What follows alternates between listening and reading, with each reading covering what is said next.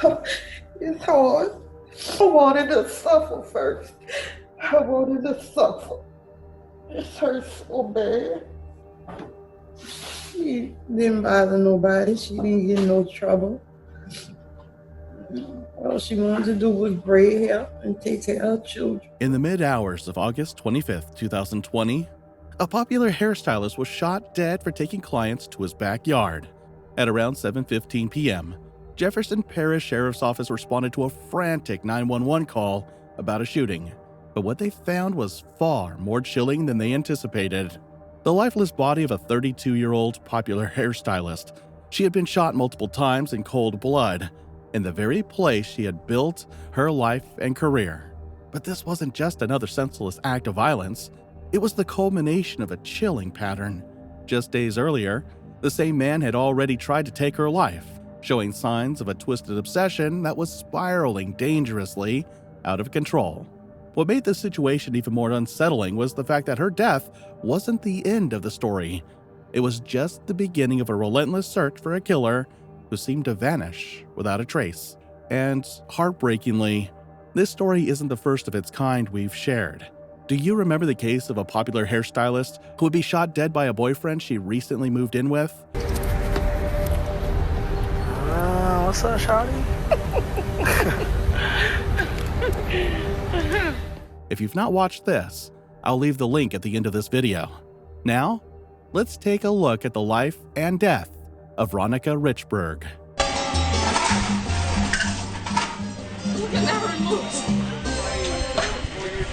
Ronica Monique Richberg, affectionately called Neek, was born on September 7, 1987, in Jefferson Parish, Louisiana. A lifelong resident of the area, she attended and graduated from East Jefferson High School, where she was known for her bright smile and determination. From a young age, Ronica exhibited a deep sense of commitment to her community and a strong work ethic that would define her life. Ronica's resilience and ambition led her to pursue higher education, earning an associate degree in medical billing and coding from Herzing University. However, it was her entrepreneurial spirit that truly set her apart. Instead of following a traditional career path, Ronica decided to channel her creativity and passion into something more fulfilling: hairstyling. She founded Nola Braid Head, a beauty business where she specialized in braiding hair and providing various beauty services. Her work quickly became well known in the local community for its precision, style, and personal touch. Beyond her professional success, Ronica was described by those who knew her as a kind, humble, and wise woman, someone who had an innate ability to make others feel seen and heard. She had a natural warmth that drew people in, and her generosity extended beyond her clients. Ronica was known for her deep empathy, always willing to lend a helping hand, whether it was with friends, family, or even strangers who crossed her path. But above all else, Ronica's world revolved around something else. Her two children, her 4-year-old son and 13-year-old daughter, were her lifeline, her heart and soul. She poured every ounce of love and energy into their upbringing, striving to give them a life full of opportunity, security, and unconditional love. For Ronica, her role as a mother was not just a title, it was the essence of who she was. Her children adored her deeply, and they were the driving force behind her entrepreneurial pursuits, the reason she worked tirelessly to provide them with the life they deserved. She worked hard to ensure they always felt loved, cared for, and supported. Ronica's commitment to her children and her community reflected the quiet strength and unshakable resolve she carried with her every day. But despite her dedication to those she loved, Ronica's life would take a devastating turn, one that would forever alter the lives of those who adored her. Ronica was in a relationship with 42-year-old Lloyd El Salvador Jones, a man from Harvey, Louisiana, for 7 years. Like many relationships, it started with hope and affection. They shared many sweet moments in the early days. They even had a child together, Ronica's youngest son, Lamar, who brought immense joy to her life. But over time, their relationship took a dark turn. Lloyd's controlling nature began to overshadow the love they once shared. Despite their ups and downs, they continued to cycle through breakups and reconciliations, with Ronica often finding herself drawn back to him, perhaps due to their child or lingering feelings. However, As the years went by, the relationship grew increasingly toxic. Ronica accused Lloyd of stalking and violently harassing her. He shattered her car windshield, broke her cell phones, and destroyed other property in an attempt to control her. His behavior became more erratic and threatening, and Ronica knew she had to make a decision. By May 2020, after years of enduring abuse, Ronica made the difficult decision to leave Lloyd and move in with her mother in Avondale, seeking a fresh start and a safer life for herself and her children. But Lloyd didn't take the breakup well. He escalated his abusive behavior, harassing Ronica at her mother's house, showing up uninvited, calling her constantly, and even following her across a bridge. Despite Ronica's efforts to distance herself, he refused to let her go. Ronica was left feeling trapped and fearful, her calls for help growing louder. In the weeks leading up to her death, Ronica turned to the authorities multiple times, reporting the harassment and threats. She called the police at least 3 times, but despite her pleas, no arrests were ever made. Feeling helpless, she sought legal protection and filed for a restraining order against Lloyd. The court granted her request, setting the order to last until at least September 9, 2020, when a hearing would determine whether it should be extended. Ronica hoped this legal measure would provide the safety she desperately needed, but little did she know the peace she sought would never come. On September 3, 2020, just 6 days after securing the restraining order, the nightmare escalated further. That evening, Lloyd arrived at Ronica's mother's house under the pretense of dropping off their son, Lamar.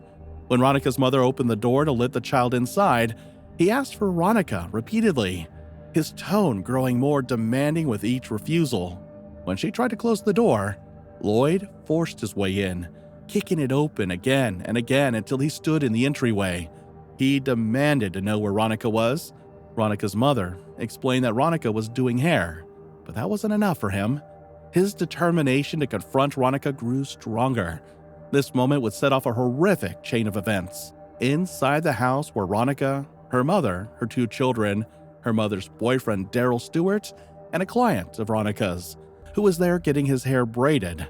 When Daryl heard the noise, he rushed to the living room to find out what the commotion was about.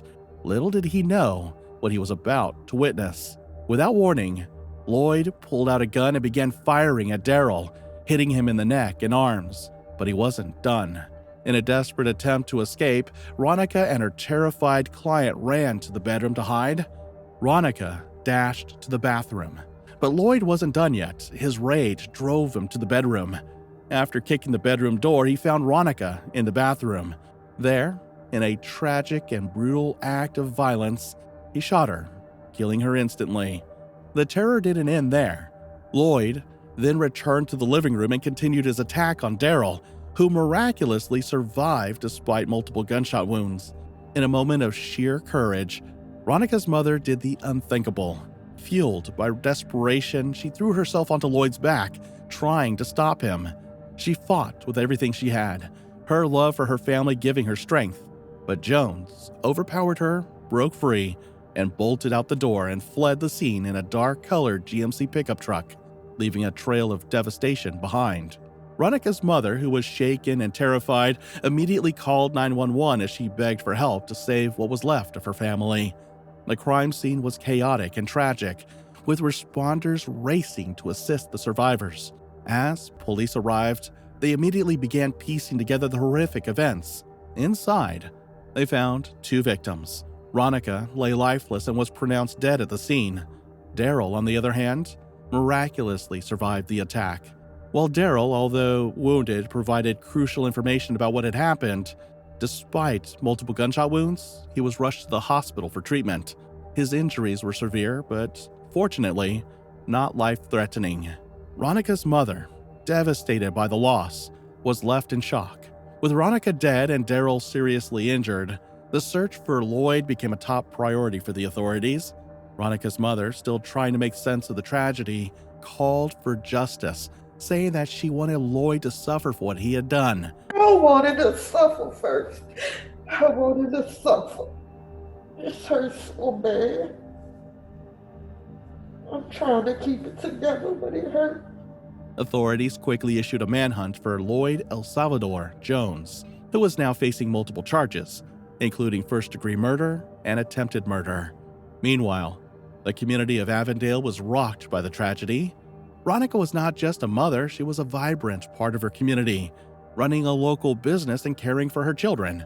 Neighbors, friends, and family were left in disbelief, wondering how the woman they knew as kind and hardworking had become the victim of such a horrific violence.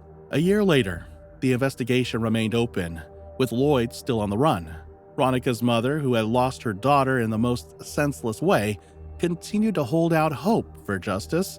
In the absence of closure, the family and community honored Ronica's life with a balloon release in her memory.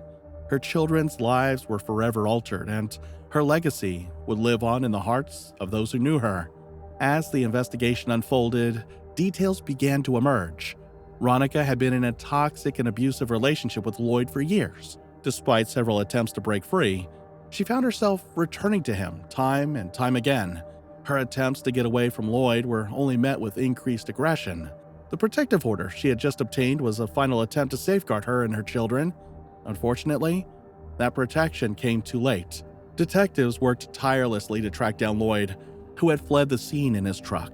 He was now facing charges of first-degree murder along with attempted murder, home invasion, obstruction of justice, and violating a protective order with a firearm. Authorities issued a warrant for his arrest, and a reward was offered for information that could lead to his capture.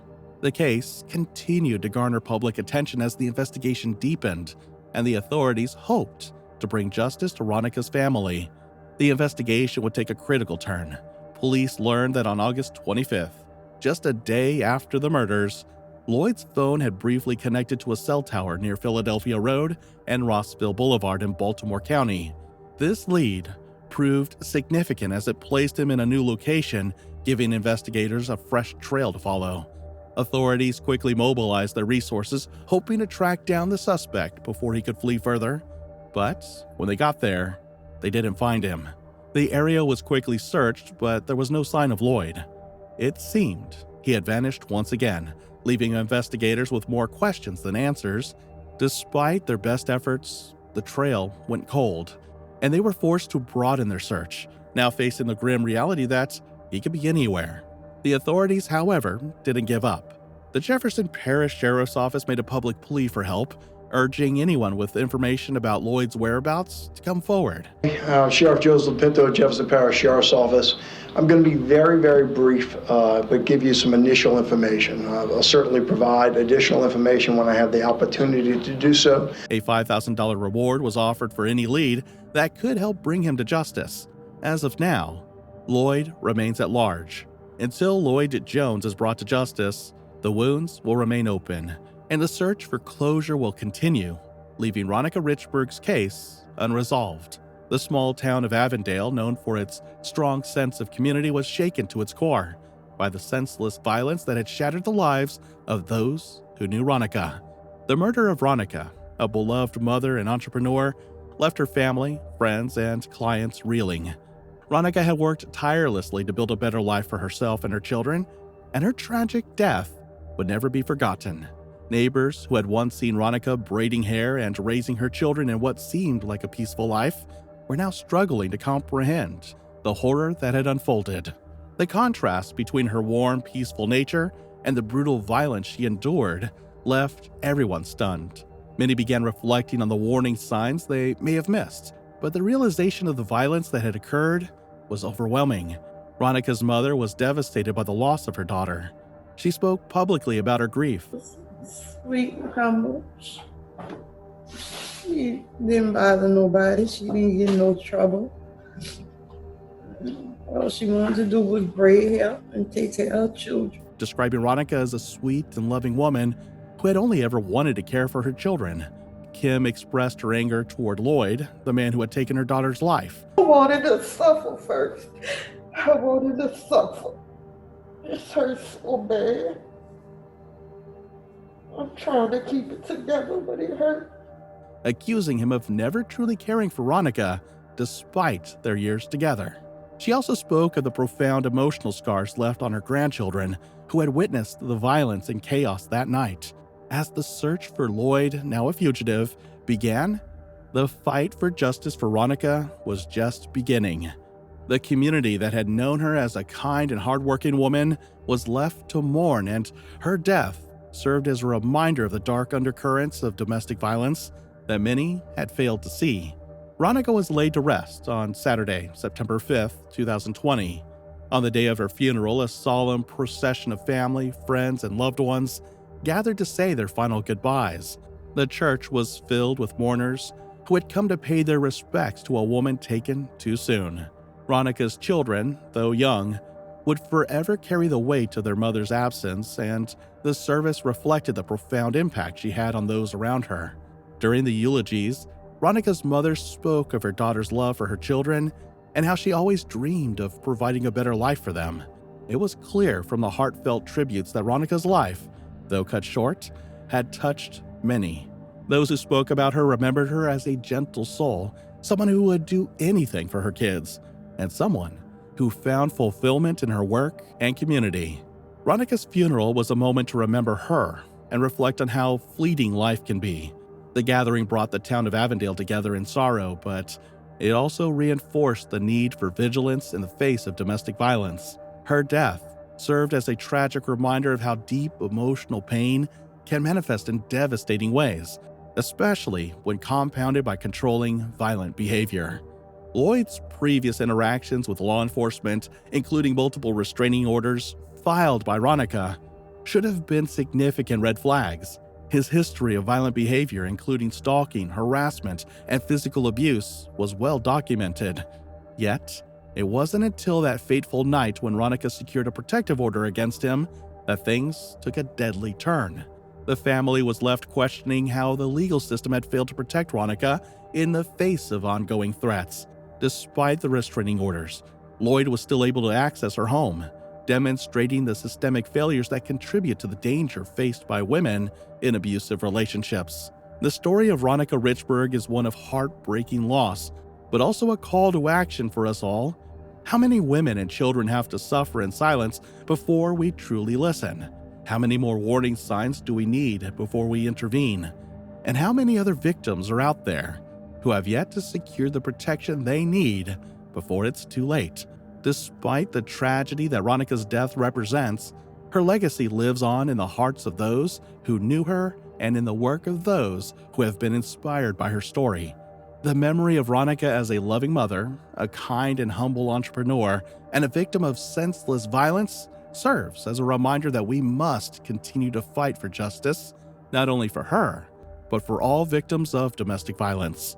What do you think about this case? Let us know what you think in the comments below, and if you found this story intriguing, please like, share, and don't forget to subscribe for more stories like this.